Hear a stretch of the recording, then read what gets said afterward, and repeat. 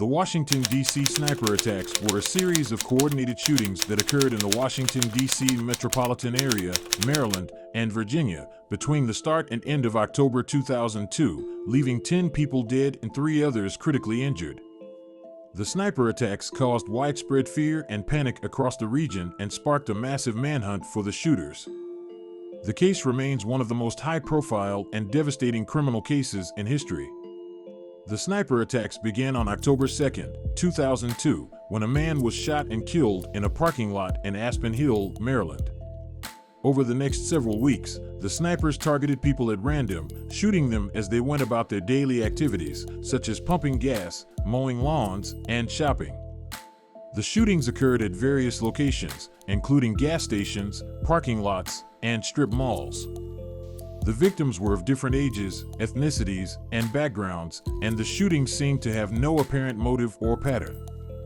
The investigation into the sniper attacks was led by the Montgomery County Police Department in collaboration with the FBI and other law enforcement agencies. The investigation was one of the largest and most complex in American history, involving over 1,000 law enforcement officers and thousands of leads. The investigation focused on several potential suspects, but the case was hampered by the lack of concrete evidence and leads. The snipers left clues and notes at the crime scenes, adding to the confusion and the complexity of the case. On October 7, 2002, a white tarot card with a message, "Dear Policeman, I am God," was found at the scene of a shooting in Ashland, Virginia. Then on October 22, 2002, a note was found near the scene of another shooting in Ashland, this time including a phone number.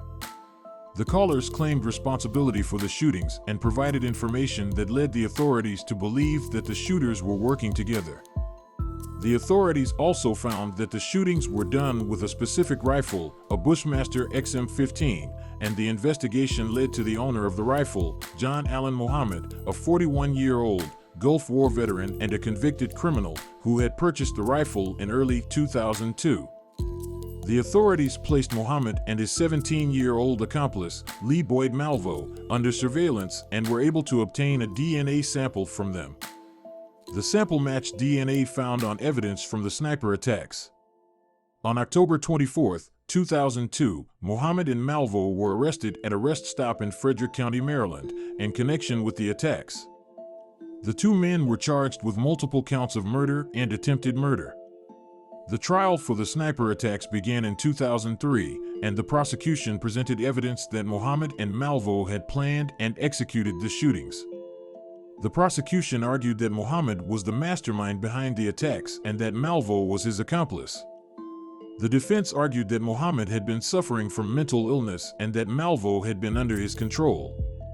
Muhammad was found guilty of multiple counts of murder and was sentenced to death. Malvo, who was a minor at the time of the shootings, was found guilty of multiple counts of murder and was sentenced to life imprisonment without the possibility of parole. Muhammad was executed in 2009 and Malvo remains in prison. The Washington, D.C. sniper attacks were a tragic and devastating event in American history. The shootings left 10 people dead and 3 others critically injured, and they caused widespread fear and panic across the region. The case still remains one of the most high-profile and talked about criminal cases the world over, not just in America.